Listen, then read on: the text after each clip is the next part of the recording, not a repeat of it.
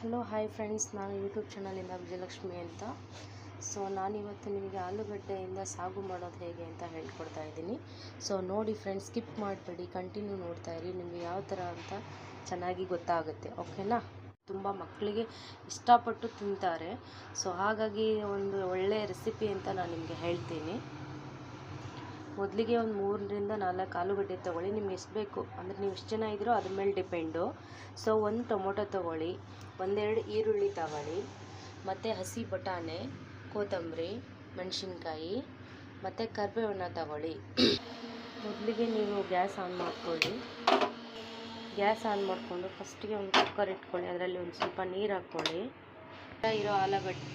ಈ ಥರ ಇರೋ ಆಲೂಗಡ್ಡೆನ ನೀವು ಈ ಥರ ಮಾಡ್ಕೊಬೋದು. ಚಿಕ್ಕದಾಗಿ ಕಟ್ ಮಾಡಿಕೊಂಡು ಈ ಥರ ಆಲೂಗಡ್ಡೆನ ಚಿಕ್ಕ ಪೀಸನ್ನಾಗಿ ಕಟ್ ಮಾಡ್ಕೊಳ್ಳಿ. ಹಾಗೆ ಟೊಮೊಟೊ, ಈರುಳ್ಳಿ ಎಲ್ಲನೂ ಕಟ್ ಮಾಡಿಕೊಂಡು ಇಟ್ಕೊಳ್ಳಿ. ನೋಡಿ ಫ್ರೆಂಡ್ಸ್, ಆಲೂಗಡ್ಡೆ, ಟೊಮೊಟೊ, ಈರುಳ್ಳಿನ ಎಲ್ಲ ಥರ ಈ ಥರ ಕಟ್ ಮಾಡಿ ನೀವು ಒಟ್ಟಿಗೆ ಈ ಕಾದಿರೋ ನೀರಲ್ಲಿ ಹಾಕಿ ಒಂದೆರಡು ವಿಸಿಲ್ ಓಡಿಸಿ. ನಾವು ಹೆಚ್ಚಿಗೆ ಇಟ್ಕೊಂಡಿರೋಂಥ ಎಲ್ಲವನ್ನು ಇದಕ್ಕೆ ಹಾಕಿ ನೀವು ಕುದಿಯೋಕ್ಕೆ ಬಿಟ್ಬಿಡಿ. 2ರಿಂದ 3 ವಿಸಿಲ್ ಓಡಿಸಿದರೆ ಸೂಪರಾಗಿರುತ್ತೆ. ಈ ಥರ ನಾನು ಆಲೂಗಡ್ಡೆ ಕೂಡ ಹಾಕ್ತಾಯಿದ್ದೀನಿ. ಹಾಗೆ ಇದಕ್ಕೆ ಹಸಿ ಬಟಾಣಿ ಕೂಡ ಹಾಕ್ಕೋತಾ ಇದ್ದೀನಿ. ಇದರಲ್ಲಿನೇ ಸಾಲ್ಟ್ ಹಾಕ್ಬಿಟ್ಟು ನೀವು ಬೇಯಿಸೋದ್ರಿಂದ ರುಚಿ ಚೆನ್ನಾಗಿ ಬರುತ್ತೆ.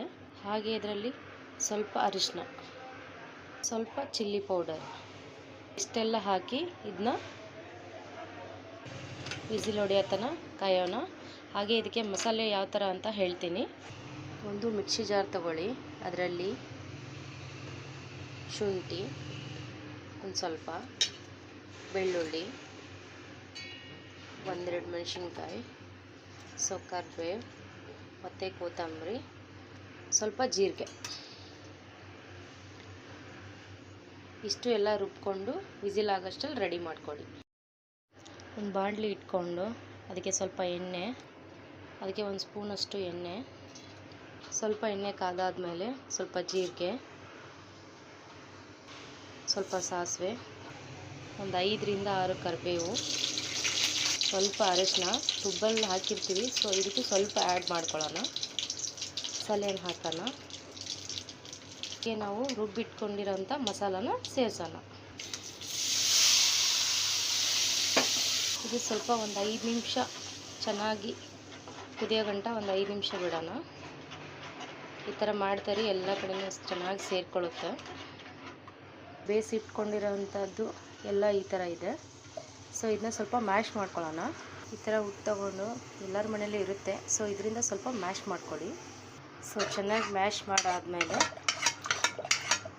ಇದು ಒಗ್ಗರಣೆಯಲ್ಲಿ ಆ್ಯಡ್ ಮಾಡ್ತಾಯಿದ್ದೀನಿ. ನಿಮಗೆ ಸಾಗು ಗಟ್ಟಿ ಬೇಕಂದರೆ ಸ್ವಲ್ಪ ನೀರು ಕಡಿಮೆ ಹಾಕ್ಕೊಳ್ಳಿ. ತಿಳು ಬೇಕು ಅಂದರೆ ಚಪಾತಿಗೂ ಆಗುತ್ತೆ, ಮತ್ತು ಇದು ರೈಸ್ಗೂ ಆಗುತ್ತೆ, ಪೂರಿಗೂ ಆಗುತ್ತೆ. ಎಲ್ಲದಕ್ಕೂ ಬೇಕಂದರೆ ಈ ಥರ ಸ್ವಲ್ಪ ಗಟ್ಟಿನೂ ಅಲ್ಲ, ತಿಳುವೂ ಅಲ್ಲ, ಈ ಥರ ಮಾಡ್ಕೊಳ್ಳಿ. ಆವಾಗಲೇ ಸಾಲ್ಟ್ ಹಾಕಿದ್ದೆ, ರುಚಿ ಸ್ವಲ್ಪ ನೋಡಿಕೊಂಡು ಇನ್ನೊಂದು ಸ್ವಲ್ಪ ಸಾಲ್ಟ್ ಹಾಕ್ಕೊಳ್ಳಿ. ಇಲ್ಲ ಬೇಡ ಅಷ್ಟೇ ಸಾಕು ಅನ್ನೋರು ಬಿಡಿ. ಇದನ್ನು 5ರಿಂದ 10 ನಿಮಿಷ ಚೆನ್ನಾಗಿ ಕುದಿಸಿ, ಪರಿಮಳ ಸಖತ್ತಾಗಿ ಬರುತ್ತೆ. ಚೆನ್ನಾಗಿ ಫ್ರೈ ಆದಮೇಲೆ, ಚೆನ್ನಾಗಿ ಕುದ್ದಾದಮೇಲೆ ಸ್ವಲ್ಪ ನೀವೇನು ಮಾಡಬೇಕು, ಕರಿಬೇವು ಆ್ಯಡ್ ಮಾಡ್ಕೋಬೇಕು ಸ್ವಲ್ಪ. ನೋಡಿ ಫ್ರೆಂಡ್ಸ್, ಫೈನಲಾಗಿ ಈ ಥರ ಬರುತ್ತೆ. ನೋಡಿ ಫ್ರೆಂಡ್ಸ್, ನಿಮಗೂ ಇಷ್ಟ ಆದರೆ ಮನೆಯಲ್ಲಿ ಟ್ರೈ ಮಾಡಿ ನೋಡಿ. ಈ ಥರ ಮಾಡಿದರೆ ಮಕ್ಕಳು ತುಂಬ ಚೆನ್ನಾಗಿ ಇಷ್ಟಪಟ್ಟು ಅನ್ನದ ಜೊತೆಗೆ, ಚಪಾತಿ ಜೊತೆಗೆ ನೆಂಚ್ಕೊಂಡು ಚೆನ್ನಾಗಿ ತಿಂತಾರೆ. ಈಗಿನ ಮಕ್ಕಳು ಊಟ ಮಾಡೋಕ್ಕೆ ಹೇಳ್ತಾರೆ. ಹಾಗಾಗಿ ಈ ಥರ ಮಾಡಿಕೊಡೋದ್ರಿಂದ ತುಂಬ ಇಷ್ಟಪಟ್ಟು ತಿಂತಾರೆ ಅಂತ ನನ್ನ ಅಭಿಪ್ರಾಯ.